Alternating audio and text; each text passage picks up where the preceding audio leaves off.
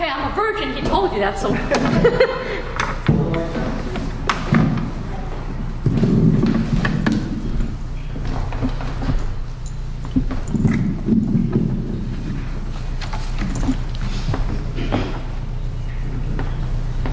I'm Colene Kavana. I have never been more aware at this point in my life of how race, religion, sexuality, and hate can influence a society as a whole. So this first piece is called Humanity.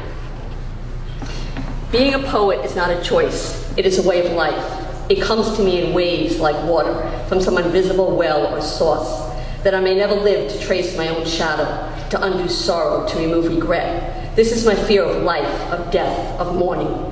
Maybe tomorrow my absolute insanity will make peace with the eyelash fallen upon my cheek. Maybe tomorrow I will promise not to die so madly in love that the pain kills me. The unfallen ability to be human, to hold one another, to heal one another, turn right, turn left, reach out, or not at all. What is it about this life we cannot conquer, of race, of class, of religion, of sexuality and hate, of always looking outward and never looking inward? The tree, the bare bark, the moon, the edge of darkness, the scattered breath of our own molecules of self-absorption, of fear, of hate, of disgust, of empty cathedrals where nobody prays any more, any less. The names we give to the sinners on the street, the forgotten, the lost, the small, irreversible ink stain of clouds, drifting together in multicolored light, not cloudy of thought, of light, of time, but of the babbling of the river beside us, as history repeats itself harshly, often, and repetitively.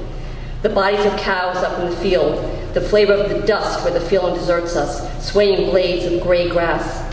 We are never returning to yesterday itself, only the mystery hidden inside of it, as what aches in our hearts sets deep inside our soul. More than the living and more than the dead, the night stretches out its dark wing. A thin rain darkens the sidewalk. Pieces of diamond shatter just below the moon.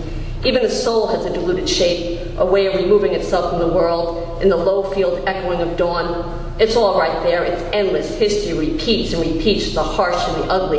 The hands of the beggar, like the gentle hands of my grandmother pruning roses, to endure without even knowing if there was any time left. The frayed edge of calloused hands, eyes closed, breath still, not from the beggar's pain, but what is no longer left of the good.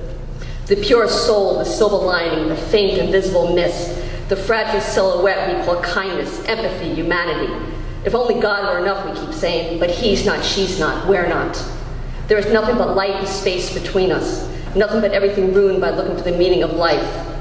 Tell me, where do we go from here, where we all reach for the blackened hands of Jesus, sweat-stained and dulled by unkindness? We're the outstretched autobiography of our own razored limbs, so ingrained into a blanket to cover us, burning incense to outweigh the smell of blood, of fear, of forgiveness. Proof, perhaps, that we actually lived. Each block we live, each block we bury the dead, black smoke and molten ore of some insignificant disease we fear, ashes of the afflicted, leaves of pain and suffrage. How all of our hands are gourded with blood, the chalice of Jesus and prayers of nuns floating upward in the river, as we wander hollowed halls in search of whatever remains. Horrible, beautiful sounds of life become our own hypocrisy. Humanity, why have you forsaken us, been swept away by raging waters as the wind settles down in the crown of the trees? I imagine spring. I imagine the stillness of a garden, sunflowers to lay at burial sites, the softness of words spoken, humanity to become unfrozen.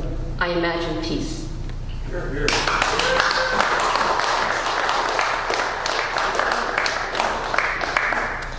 This is called Fragments.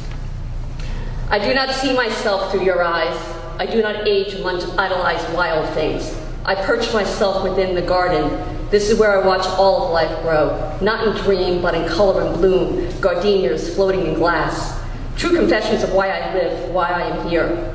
Why the sparrows fly fluidly, unobstructed, unafraid of prevailing wind or of change.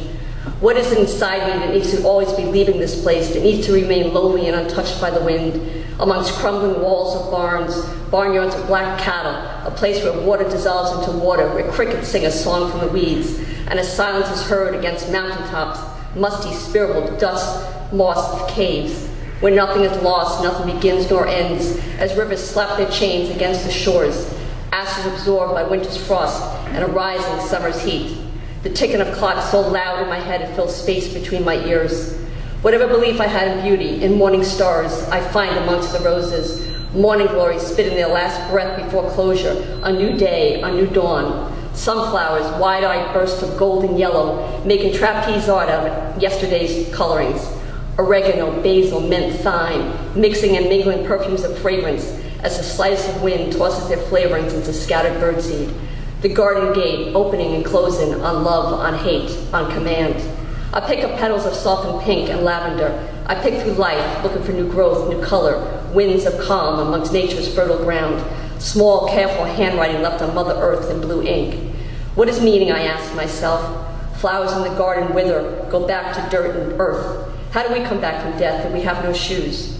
How do we wrangle with grief, the most general of afflictions, when we have already given away the clothes? The poems, the dances, the shades of color within garden walls, where blossoms show on orchids, where grief becomes balanced amongst the birthing of newest life. Fragrant under our nostrils, tulips not want to be out, pull back their tongues, not want to show their imperfections or be ill-exposed. The experience of gardens, of flowers, of color, of panic, of chaos, of second bloomings, rebirth, regrowth, life. Okay? These are a little less dark and they're shorter. This one is called Life.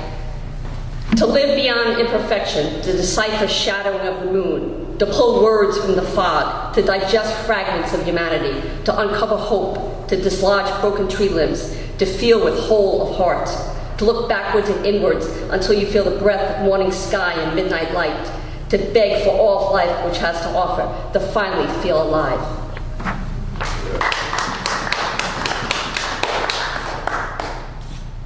This is called finding oneself. Reason why we bleed, we heal, we stalk the breath of wild sunflowers, feel the pulse of rain upon our back, the forgiveness of Mother Earth as we trample her, picking seedlings from dried berries, from a rotten bush we know will poison us. There's reason why we return to the barren place of fields, a place we beg nature to nourish us, an empty palette of hues of brilliant color, when the world's darkness has all but made shallow graves of our bodies and our minds. There is reason we look for beauty in wildflowers on the side of vacant roads, where brooks run free and clear, not enslaved to one-minded thought. There is reason why beauty claims us, nature calls us, from stone and rock and weeds, why even dry, brittle, torn twigs from dead trees keep us pondering our existence. There is reason why art and words fill the void in human souls, replaces hollow space with meaning, gives beauty to the unseen. Reasons with immortality, our sanity. There is reason we look towards birds in flight, searching for pieces of ourselves lost and found to become something better, more capable of what we are.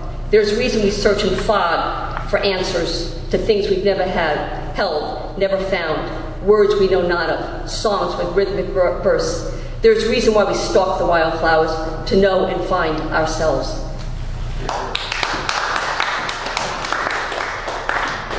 This one is very short. It's just called a poem.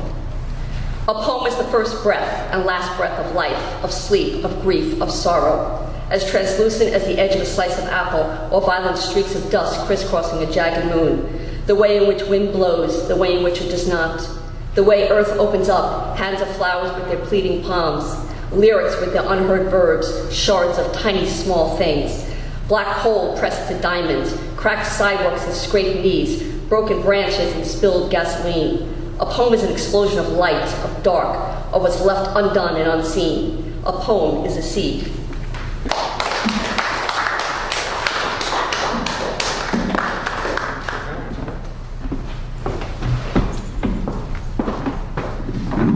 Colene Kavana, I apologize, I mispronounced your name. Well, for a virgin, that was extraordinary.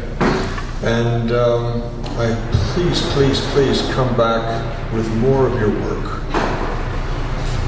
And you, young lady, have to read again in your bilingual talents. I know you're just an audience member tonight, fanning yourself in the breeze, but maybe you'll change your mind as well.